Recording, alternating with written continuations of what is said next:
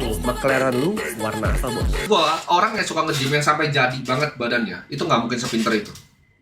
Karena itu aktivitas paling goblok yang pernah gua ketemu. Paling goblok. Paling goblok. Gini ya, kita jangan pura-pura bego.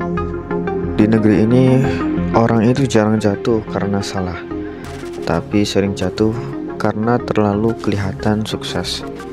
Dan Timothy itu masuk kategori kedua.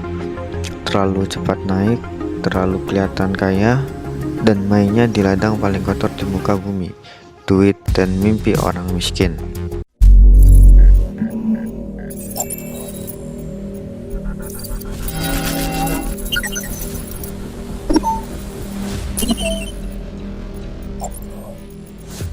Masalah pertama Timothy itu bukan di teknis kriptonya.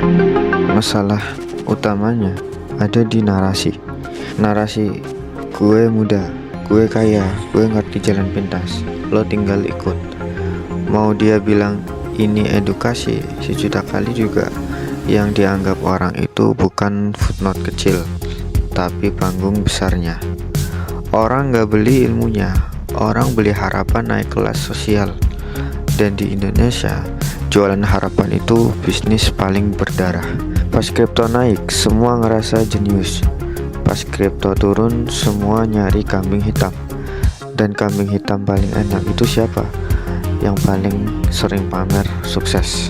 Lalu masalah kedua, wilayah abu-abu. Dia bukan lembaga pendidikan resmi, tapi juga bukan sekedar konten hiburan. Dia ada di tengah-tengah edukasi yang dijual pakai mimpi cuan. Ini wilayah paling gampang dipelintir hukum. Lo gak perlu buktiin dia nipu. Lo cukup buktiin ada orang yang ngerasa dibikin berharap dan akhirnya rugi. Selesai. Pintu pidana kebuka. Masalah ketiga, flexing. Ini penyakit klasik orang baru kaya. Rumah dipamerin, mobil dipamerin, jam dipamerin, hidup dipamerin. Di negara kaya Indonesia, flexing itu bukan cuma undang iri, itu ngundang pajak, regulator, kompetitor, dan orang-orang yang dari awal nungguin lo jatuh. Lo pikir orang-orang lama di industri ini seneng ada bocah baru nyedot pasar? Jangan naif. Masalah keempat, komunitas gede itu pasti banyak yang kecewa. Ini hukum alam. Dari ribuan orang pasti ada yang salah ambil posisi, salah baca market, salah ekspektasi, dan akhirnya bangkrut sambil ngerasa gue ditipu.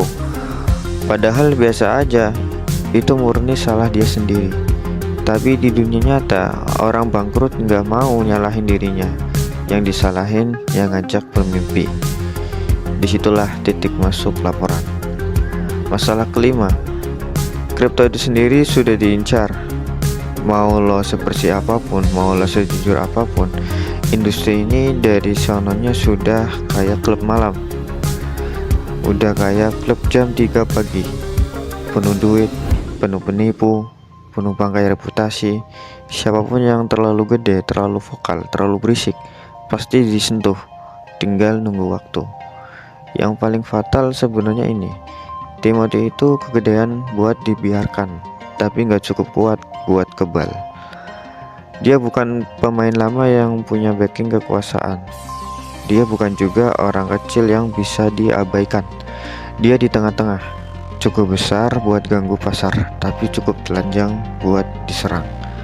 Dan di Indonesia, posisi itu posisi paling sial. Jadi kalau lo tanya, di mana kelemahan Timothy?